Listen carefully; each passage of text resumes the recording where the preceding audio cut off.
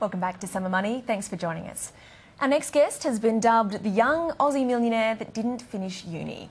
With a career in consulting for brands such as Microsoft and Virgin, the 25-year-old has now been shortlisted as one of Australia's leading under-30 entrepreneurs.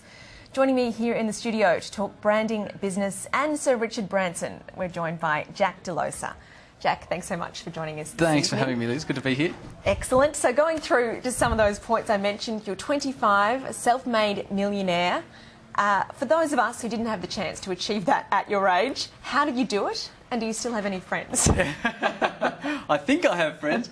How did I do it? I think the important thing to realise is that when you go into business, particularly at a young age, it's going to take you 1 or 2 or 3 failures before you actually get something right. So, I went into business myself at the age of 18. The problem with going into business for yourself at the age of 18 is that you know everything. And I was certainly guilty of that at the time. Yep. And it was a business call centre down in Melbourne. Went terribly. Spent a couple of, I won't say wasted, because you get a lot of lessons from it, but we spent a couple of years on that, lost a lot of money on that, got into a huge amount of debt, etc, etc, etc. So it was never an overnight success story, if you like. From there, my second company was a company called Limitless. We were down in Melbourne in a lot of the universities and high schools, teaching emotional development to a lot of the students in the high schools and universities throughout Victoria. Okay. And then I was introduced through that business to a really broad network of great entrepreneurs. So at the age of 21, made the move up to Sydney, started working with a guy called Ruben Buchanan. We started a company called MBE Education, and that was our first real sort of home run. That was my first real home run, if you like. And then it's just progressed from there over the last 4 or 5 years. Excellent. So you now own a company called The Entourage. Yes. Where I guess you aim to teach other budding entrepreneurs about the best way to success. Yep. So what are some of the things that you recommend, or some of your teaching advice, I suppose? Yeah, sure. So, if you're talking about tips for startups, if you think, okay, well, if we were starting a restaurant, for instance, what's the number one thing you'd like? And you might say, well, do we want good food, or do we want good service, or do we want to be in a good location? What are the core critical success factors? The first thing you'd have to argue is that you want a hungry crowd. So the first tip for startups is to find a market which really, a strong market demand for what you're actually offering. It's no good being a solution looking for a problem. What you have built needs to genuinely address an issue in the marketplace. The second tip for startups, and this probably should be the first tip, but is to surround yourself with people who are smarter than you are. My career was arguably in steep decline before I started to get around people far more older than me, far more experienced than me, a lot more knowledge than me, and that's when my career sort of started to turn around. And then the third tip for startups would be to become a master of leverage. And by that I mean the ability to do more with less.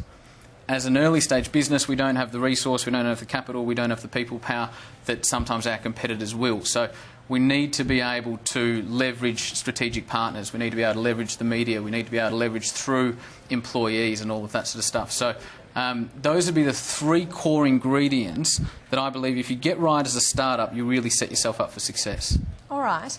How realistic, though, is it to be running your own business and have achieved what you've achieved at your age, particularly in an environment at the moment where we're seeing people lose their jobs, we've got business sentiment at an all-time low?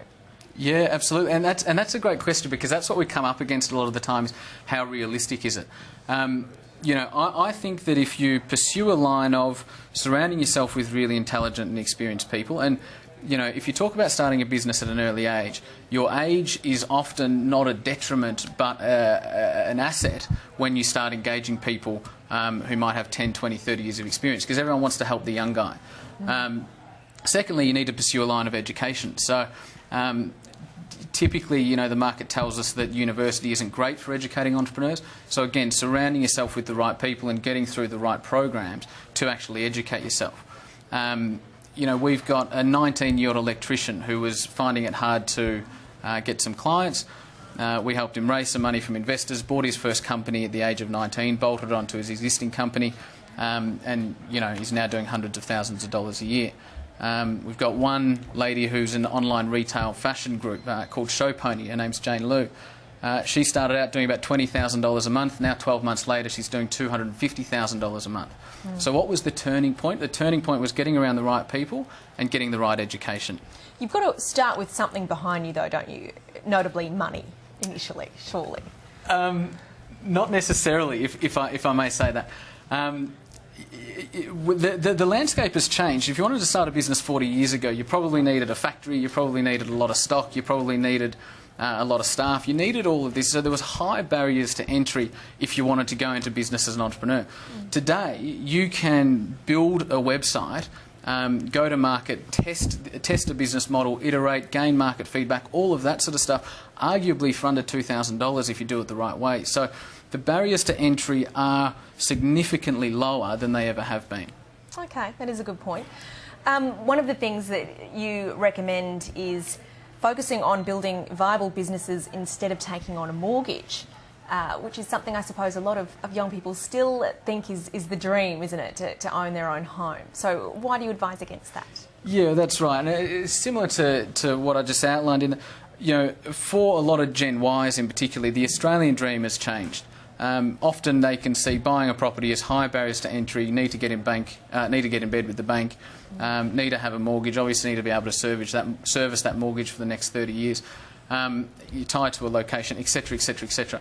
Whereas these days what we're seeing is a marketplace that's tailor-made for people that want to go into business for themselves. So much lower barrier to entry, obviously far more risky than a property is going into business. However, potentially far greater potential for high returns. Okay. So are you seeing more people wanting to be entrepreneurs then? Have you got any sort of statistics of that being the case, of people sort of not wanting to go to university as much and not take that traditional route? It's probably the one thing we don't have statistics on. However, we speak to over 10,000 business owners every year. We've got a couple of different education brands. And I can certainly say from my experience that entrepreneurship is a growing wave. It's a rising tide, and that is worldwide.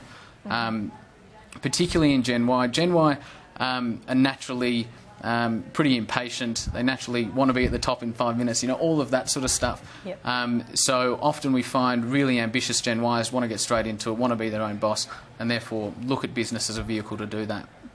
Now, just before you go, you have done a bit of consulting and you helped develop the curriculum for Richard Branson's Centre of Entrepreneurship in South Africa. How was that, and what's the big man like?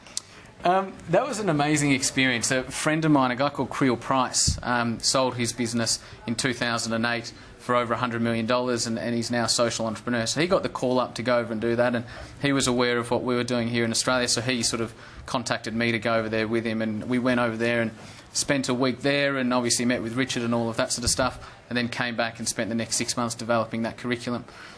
So an amazing experience, one that really opens your eyes to how important it is to enable entrepreneurship across the globe.